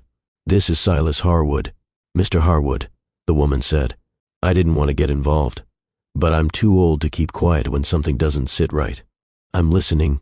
I used to work closely with Eden during her time here. She didn't know I saw the mail that came in. I never opened anything, but I recognize your company's logo. I recognize the lawyer, too, someone I've dealt with before. Eden received an offer from your firm. Not from you. From someone else. Silas's chest tightened. When was this? A week after she left New York. It wasn't just a check. It was a full settlement agreement. NDAs, liability waivers, a hush clause. That's not possible. I know you didn't send it, but someone did. Someone close to you. The line crackled with silence. I thought you should know, Deirdre said. Eden never said anything. She just tossed it in the trash. Thank you, Silas said quietly. I mean that. You seem like a man trying to do right. If that's true, then start by cleaning up what you let happen. Silas didn't go back into the boardroom. He walked out of the building and called his legal counsel directly. I want every document that went through my office during the first quarter of that year. Every settlement letter. Every non-disclosure draft with Eden Monroe's name on it. That might take. Now, 3 hours later, he sat in his office with a thick folder in his lap. There it was. Not just one letter, 3, all sent from his personal legal team, all bearing his name, all filed under sensitive relationship risk mitigation, none of which he had approved. He didn't need to ask who had authorized it. The initials were right there at the bottom of the document. Shh. Caroline Harwood. His mother. He stood so fast his chair tipped backward. Glass cracked beneath his foot. He didn't notice. It was dark by the time he arrived at the estate in Westchester. His mother was sipping brandy in the sitting room, flipping through a hardcover biography of some politician she once dated. "You look terrible," she said without glancing up. "You lied." That got her attention. She set the book down. "Excuse me? You went behind my back. You paid Eden off after I gave her the envelope." "I protected you. You erased her. She was a threat to everything you'd worked for. She was carrying my children." The room fell still. His mother didn't flinch. "You would have lost everything. Then maybe it wasn't worth having." She stood. "Don't say that. Not after what we built. You built it on silence, on control. I loved her, and I was too weak to say it. But you," he pointed at her, voice rising, "you made sure she never came back. She left. That was her choice." "No," he said. "That was yours." She looked at him like she didn't recognize what he'd become. And maybe she didn't. Because for the first time in his life, Silas Harwood wasn't playing defense. He was done protecting the name. Now he was protecting the truth. He walked out without another word. Didn't look back. Didn't answer when she called after him. Back in the city, Eden was reading bedtime stories on the floor while Cassian and Eli fought over blanket space. She didn't know the storm that had just started behind her. But she'd feel its impact soon enough, because Silas Harwood was finally awake. And this time, he was fighting for her. Eden stood in her hallway, barefoot, wearing leggings and an oversized t-shirt with one of the twins' juice stains on the hem. It was late. She wasn't expecting anyone, but the knock came anyway, firm, deliberate. She opened the door. Silas stood there. He looked different, not broken, not polished, just stripped, real. "Can we talk?" he asked. "Now. I have to say this before I lose the nerve." She stepped aside. They didn't go far, just the living room. She sat on the couch. He remained standing for a beat too long, like he didn't quite know how to exist in this space anymore. "Is this about the boys?" "It's about everything." He reached into his jacket and pulled out a folded document, set it gently on the coffee table. "I didn't know she did this." Eden frowned. "What is it?" "A copy of the settlement offer sent to you, the one I never approved." Her chest tightened. "What?" "My mother authorized it. She forged my consent. She sent 3. Eden stared. "I thought it was you." "I know. I thought you wanted me erased. I didn't even know you were gone until it was too late, and when I tried to reach you, she told me you'd taken the check. I didn't." "I know that now." Eden picked up the paper. "Read it once. Then again." Her hands shook. Her whole world had been shaped by that letter, by what it implied, what it confirmed. And now he was telling her the foundation had been rotten from the start. "I needed to tell you," Silas said, "not to ask for forgiveness, but because you deserve to know the truth. It doesn't fix it. No, it doesn't give me those years back. I'm not trying to erase them." He sat, slowly, leaning forward. "I want to build new ones. With you. With them. You think it's that simple? No. I think it'll be the hardest thing I've ever done." Silence. Thick. Charged. Then, "They're asleep," she whispered. "You want to say goodnight?" He blinked. "Now. You came all this way." She stood, walked to the staircase. Didn't wait for him. He followed. They stopped outside the boys' room. Eden pushed the door open gently. Inside, Cassian was snoring, sprawled across the bed like a starfish. Eli clutched his puzzle cube, curled into a ball. Silas stood in the doorway, hands trembling. "Go ahead," Eden murmured. He stepped in, kneeled beside the bed, placed a hand on Cassian's back, then Eli's. Soft, gentle, protective. Then he whispered, "Good night, boys. I'm here. I'm staying." Back in the hallway, Eden leaned against the wall. He joined her. They stood in silence. No rush, no promises, just the soft understanding of something new taking shape. You don't have to prove it all tonight, she said. I'll still try. Then start here, she added. Tomorrow. Take them to school. You sure? No, she admitted. But I want to be. She reached for his hand, held it, just for a moment, then let go. Good night, Silas. Good night, Eden. He left, but this time, she watched him go with a heart that no longer braced for impact. Cassian tripped over his shoelace 3 steps from the apartment door. Wait, my foot's broken. Eli rolled his eyes. Your foot is not broken. It is spiritually broken. That's not a thing. Silas crouched down, holding back a smile. Let's fix it anyway, just to be sure. He retied Cassian's sneaker with slow, steady hands.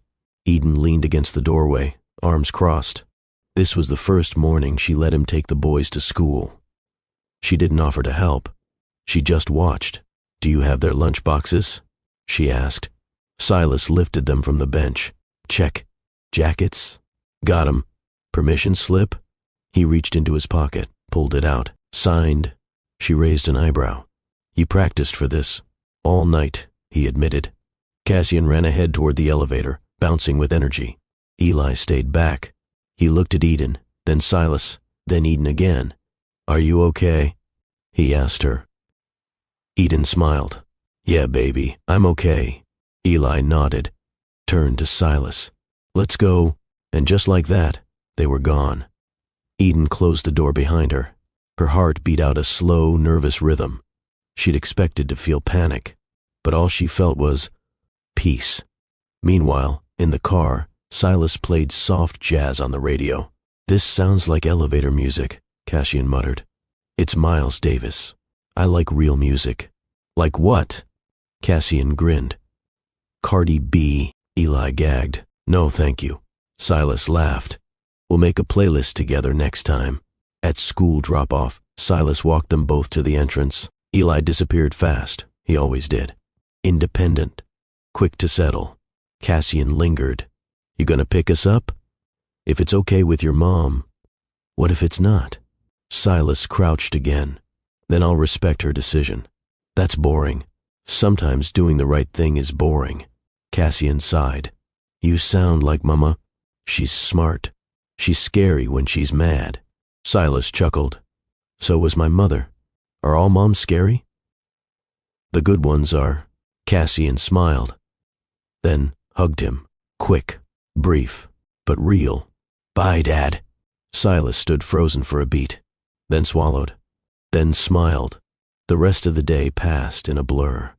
He skipped the boardroom, ignored emails, walked the city for hours, not to think, but to feel. It had been years since he let himself just exist, not as Harwood the executive, just as Silas, as a man, a father. When he picked the boys up that afternoon, Cassian launched into a story about a girl who threw up at recess. Eli rolled his eyes the entire ride home. Can we get burgers? Cassian asked. I thought your mom was making pasta. Burgers first. Pasta second. That's not how digestion works. Digestion is fake. Silas looked at them both in the rearview mirror. His heart ached. But it wasn't the kind of ache that broke. It was the kind that mended. That night, he stood in the kitchen with Eden. She stirred the sauce. He chopped garlic. They like you. They don't know me yet. They will. Thanks for trusting me. She didn't answer right away. Just handed him the pasta box. Don't mess this up. The dinner? Everything. 3 weeks later, the headline started. Mogul's secret family. Silas Harwood spotted with mysterious twins and former associate. It was a blurry photo, taken outside a midtown diner. Eden wore sunglasses and a ponytail, holding a juice box. One boy clung to her hip. The other tugged Silas's hand. They looked like a family. Because they were, but the world didn't know that. Not yet. By lunch, Eden's phone wouldn't stop buzzing. Did you see this? Is that Silas Harwood? Girl, are you okay? Even her nonprofit's director pulled her aside. We support your right to a personal life, Eden, but the media attention could impact our funding relationships. Eden nodded, lips tight. Inside, she was boiling. At home, Silas paced the living room. I'm sorry, I didn't think. You didn't plan it, she corrected. But that doesn't mean it won't affect my job, my boys, our lives. I'll issue a statement. No, Eden, I'm not some PR crisis you get to fix. I've built this life for 5 years without you. I've kept them safe. I've kept me safe. I know that. Then act like it. He stood still, jaw clenched, hands at his sides. What do you want me to do? Nothing right now. I can't protect you if I do nothing. I don't need protection. I need respect. Her voice cut the air clean. He stepped back, nodding slowly. Okay. But things got worse the next morning. A journalist ambushed Eden outside the school gates. Cassian cried. Eli froze. The teacher rushed them inside, and Eden lost it. She called Silas. Fix this. He didn't ask questions, didn't argue. He hung up, and by noon, he'd arranged a legal cease and desist against the publication and initiated a media blackout. No photos, no interviews, no stories. By evening, Eden found herself sitting across from Silas on her fire escape, watching traffic hum below. You moved fast, she said. I promised I'd fight. It shouldn't have taken a meltdown for you to act. I'm still learning. She looked at him. Really looked. He looked tired, worn, like a man who'd tried for once to carry something heavier than money. You did the right thing, she admitted. Doesn't feel like enough. It's a start. He pulled a small velvet box from his coat pocket. Not a ring, a locket, silver. Inside, 2 tiny photos, Cassian and Eli. I had it made. Eden didn't speak. It's not about me. It's about remembering what I almost lost. He handed it to her. Their fingers brushed. Thank you, she whispered. Later that night, after the boys fell asleep, she opened the locket again and cried, not from pain, but from the terrifying hope that maybe, just maybe, this man wasn't trying to own her story. Maybe he was trying to write a new one with her. The boardroom at the nonprofit was silent. Eden sat at the far end of the table, hands folded, spine straight. Across from her were the directors. Some she'd known for years, others new. All of them looked uncomfortable. Finally, Marlene, the chairwoman, cleared her throat. Eden, this isn't a reprimand, but the attention you've received lately, it's affecting our public image. I didn't invite the press. We know. But perception is reality. So what are you saying? Marlene sighed. We're asking you to take a leave, just a few weeks, until things quiet down. Eden felt her chest tighten. She'd worked tirelessly for this organization. Late nights, unpaid hours, sacrifices, and now she was being pushed aside, not for what she did, but for who she was connected to. I understand, she said flatly. She stood, gathered her things, and left the room without looking back. Later that night, Silas came over with groceries. He found her sitting on the couch, unmoving. They suspended me, she said. He froze. Why? Too much attention, too many headlines. That's not fair. It's life. He sat beside her, quiet. For once, not offering solutions, just presence. After a while, she looked at him. What are we doing, Silas? We're trying. Trying to be what? Better. Together. Is that enough? He met her eyes. If it's not, I'll keep trying until it is. Silas stood and walked into the kitchen. When he returned, he carried a small binder. What's this? A trust. For the boys. Eden opened it. It was everything. College, healthcare, safety nets. You're putting this in my name? You're the only one I trust to do right by them. No strings, no expectations. She looked up, stunned. Why? Because if you decide I don't belong in your life, I still want them protected. Her throat tightened. You're giving me a choice. Finally, the silence stretched between them like thread pulled taut. Then she whispered, Stay for dinner. He smiled softly. Yeah? Yeah. That night, while the boys built blanket forts in the living room, Eden cooked. Silas chopped vegetables at the counter. No cameras, no headlines, no pressure, just peace. After the twins fell asleep, Cassian half buried under pillows, Eli holding a flashlight, Eden stood by the window, watching the streetlights flicker. Silas joined her. You okay? She turned to him, slowly, carefully. Then she kissed him, not desperate, not explosive, but certain.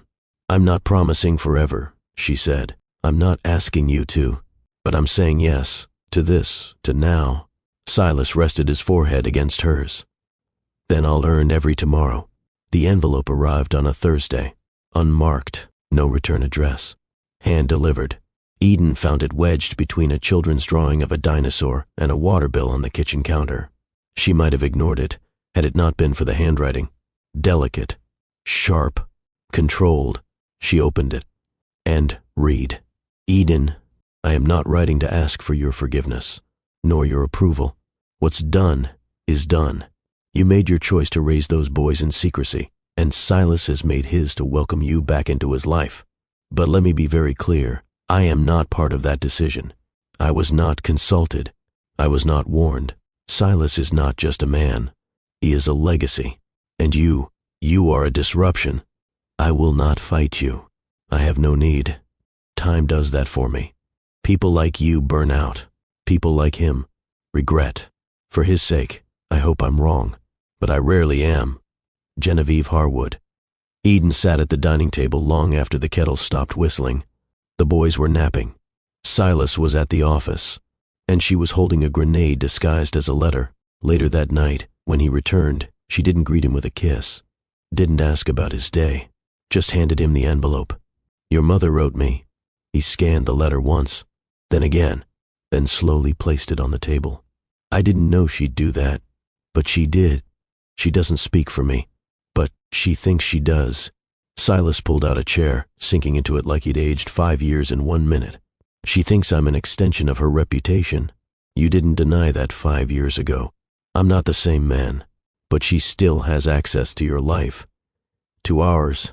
He looked up. I can cut her off. No, Eden said quietly. Don't do that. Why not? Because I don't want this to be about choosing sides. She's trying to scare you. She succeeded. Then, let me fix it. No, Eden repeated.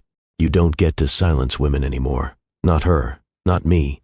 Silas nodded. Slow, steady. Then what do you want? I want to know that you'll stand by me even if she doesn't approve.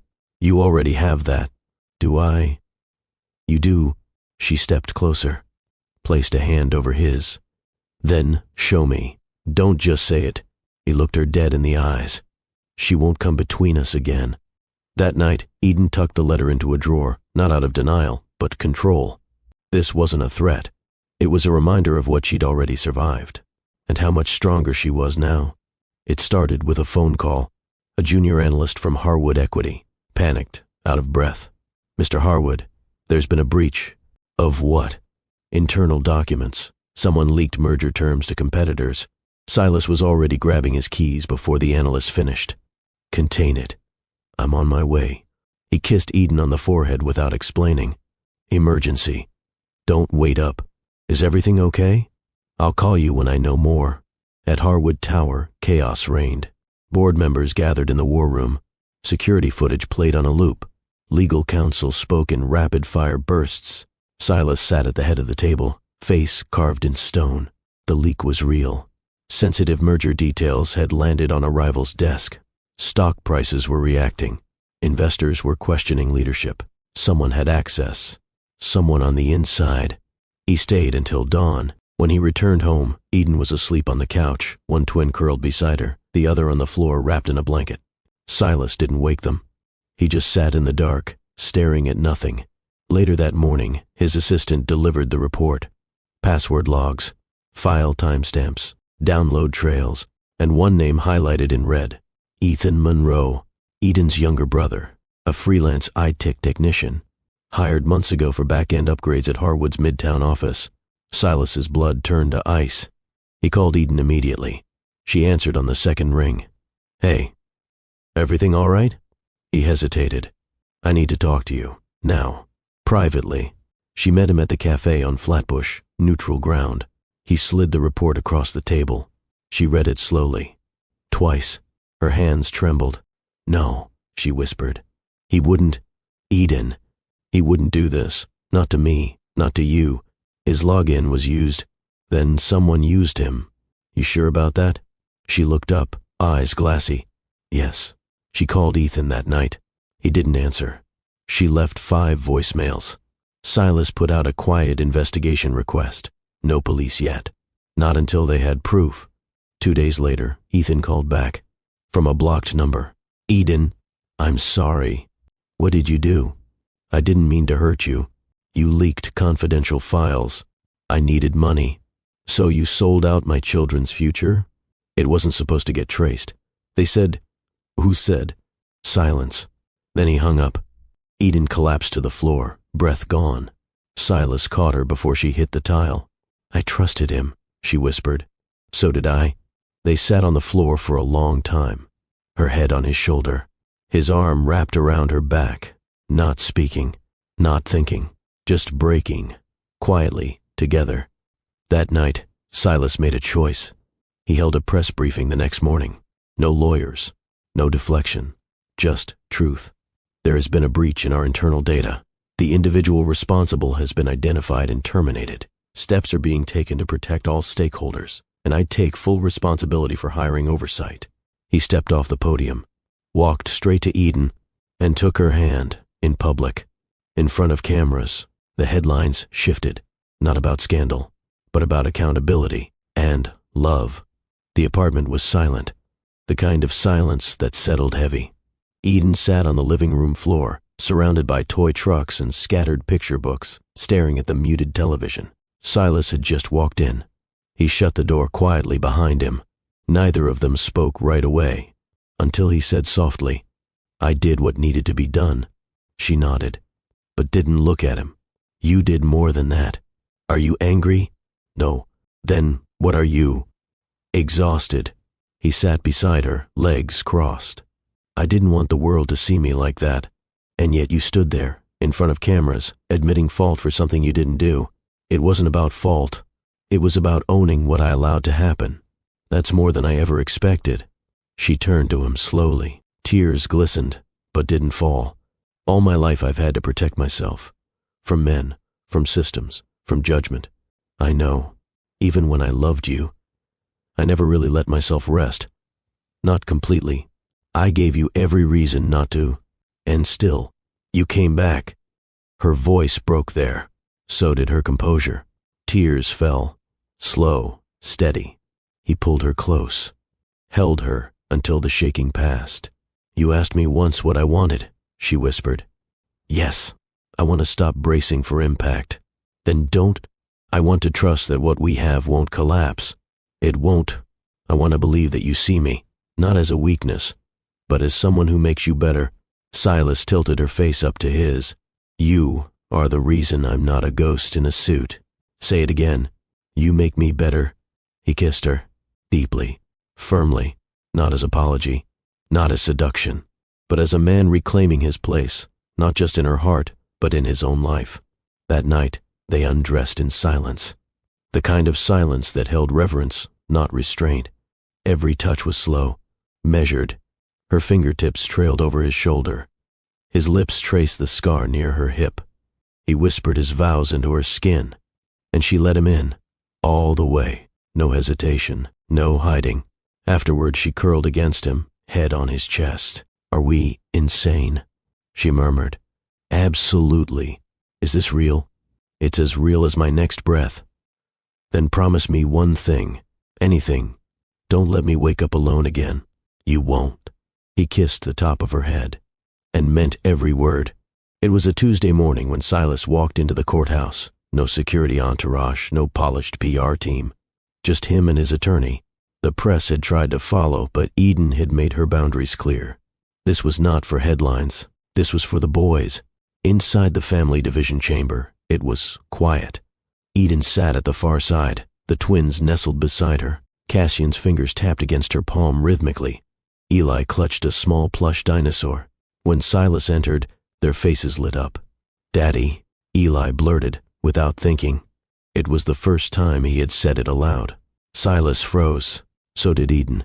Her eyes misted, but she smiled. Come sit, she said softly. He did. The judge, a woman in her 60s with a calm gaze and strong voice, looked over the documents once more. Mr. Harwood, you understand the implications of this filing? You are requesting full legal paternity acknowledgement, joint custody rights and all financial obligations to the minors? Yes, Your Honor. And Ms. Monroe, you consent? I do. Do the miners know what this means? Eden nodded. In their way, yes. Do they understand who this man is? Cassian spoke up. He's our dad. Simple. Certain. The judge smiled faintly. Very well. Based on the mutual agreement and verified DNA testing, the court recognizes Silas Harwood as the biological and legal father of Cassian and Eli Monroe. A pause. And by mutual request, they will now carry the legal surname, Monroe Harwood. Eden looked at Silas, startled. He squeezed her hand. They don't just belong to me, he murmured. They belong to you. To us. The court clerk handed over the amended birth certificates. Eden held them like they were fragile artifacts, new documents etched with truth and healing. Outside, the cameras waited. Silas shielded the boys as they exited. But one reporter pushed forward. Mr. Harwood, why now? Why claim them after 5 years of silence? He turned, steady and unapologetic. Because I made a mistake. And you think this fixes it? Nothing fixes the past. But I can choose to be better every day moving forward, and that starts with being their father. He turned back to Eden. And her partner. That evening, Eden hung the new certificates on the wall beside their artwork, not as trophies, but as proof of love earned, of legacy rewritten, of a name made whole.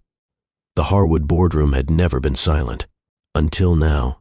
Silas stood at the head of the long glass table, not in a suit, not flanked by lawyers, but in rolled sleeves and steady breath. Across from him sat 12 members of his company's board, old names, old money, old expectations. You've built this company into an empire, one man said, adjusting his tie. And I intend to rebuild it into something better, Silas replied calmly. We're not in the business of charity, another woman added.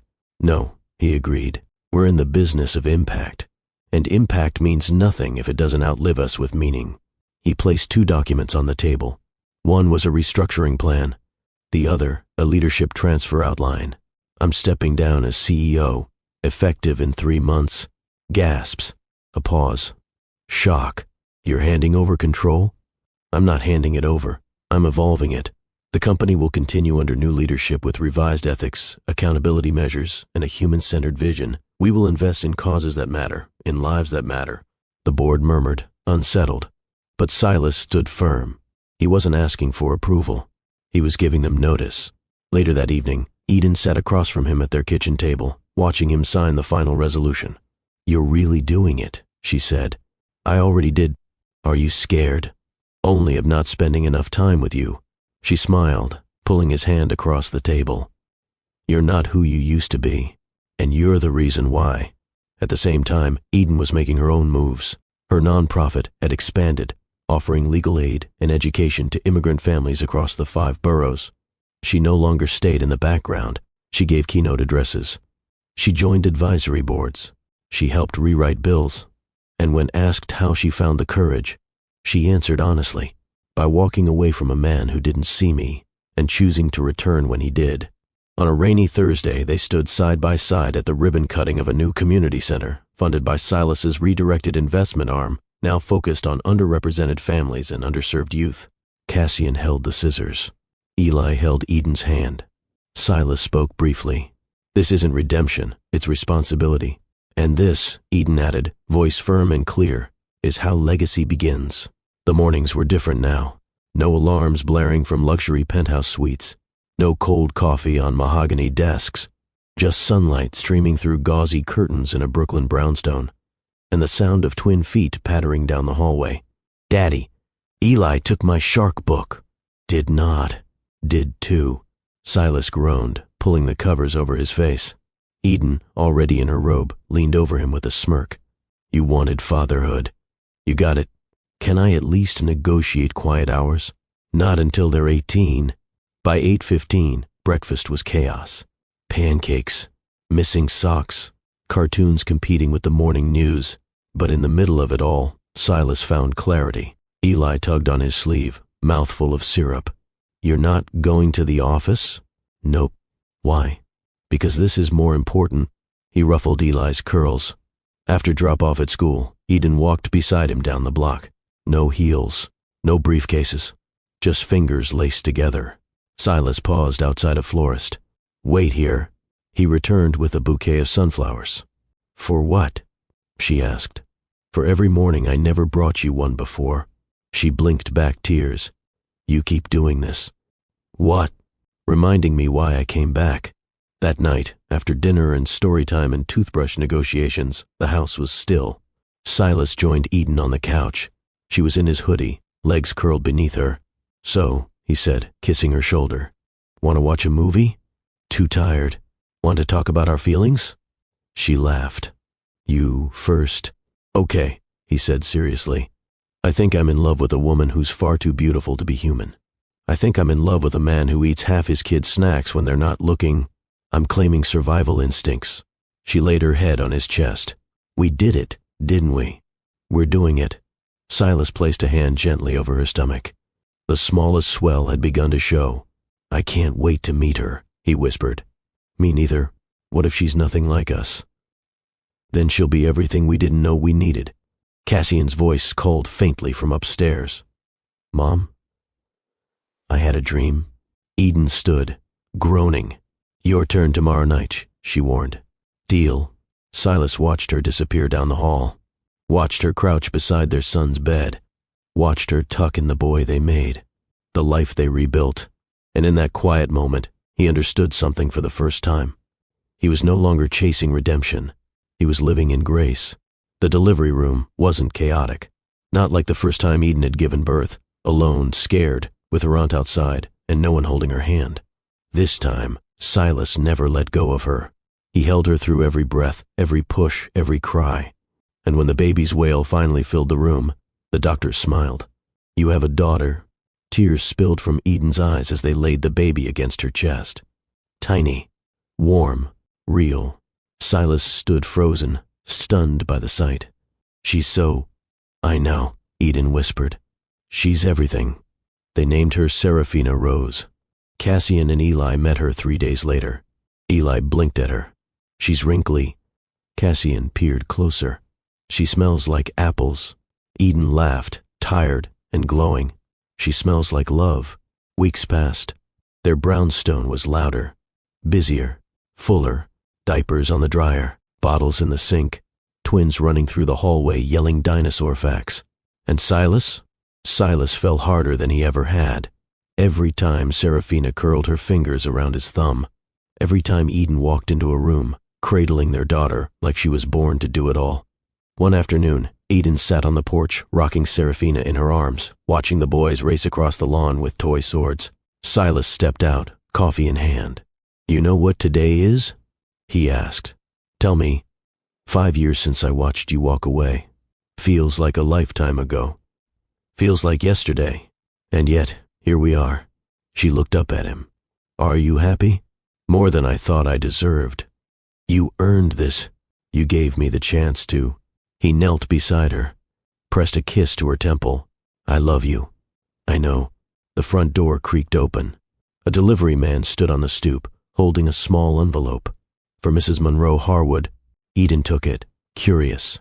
Inside was a handwritten note from the judge who'd handled their custody case months ago. I don't often send letters, but today I felt compelled. Watching your family reminded me why I do this work. The world needs more stories like yours, messy, honest, redeemed by love. Never forget. Your strength changed more than your own life. Eden held the letter to her chest. That night she tucked it inside a photo album. One that held the boys' first drawings, Silas's newspaper headline declaring their union, and now, Seraphina's birth announcement. She closed it softly, whispered to herself, We made it. As moonlight pooled across the nursery floor, Eden stood at the window holding Seraphina. Silas wrapped his arms around her from behind. She looks like you, he murmured. She looks like us. Below them, the twins' laughter echoed in their dreams. And in that quiet, sacred stillness, Eden breathed fully for the first time in years. Not as the woman who was left behind, not as the mother who fought alone, but as the woman who found her way home, with everything she never stopped believing she deserved. If this story touched your heart the way it touched mine, don't keep it to yourself. Let us know in the comments. Do you believe in second chances, even after everything seems lost? Tap the like button if you believe love deserves to be fought for. And if you want more stories filled with emotion, redemption, and lessons that stay with you, make sure to subscribe and turn on your notifications here on Love and Twilights, every story has a soul, and every soul deserves to be heard.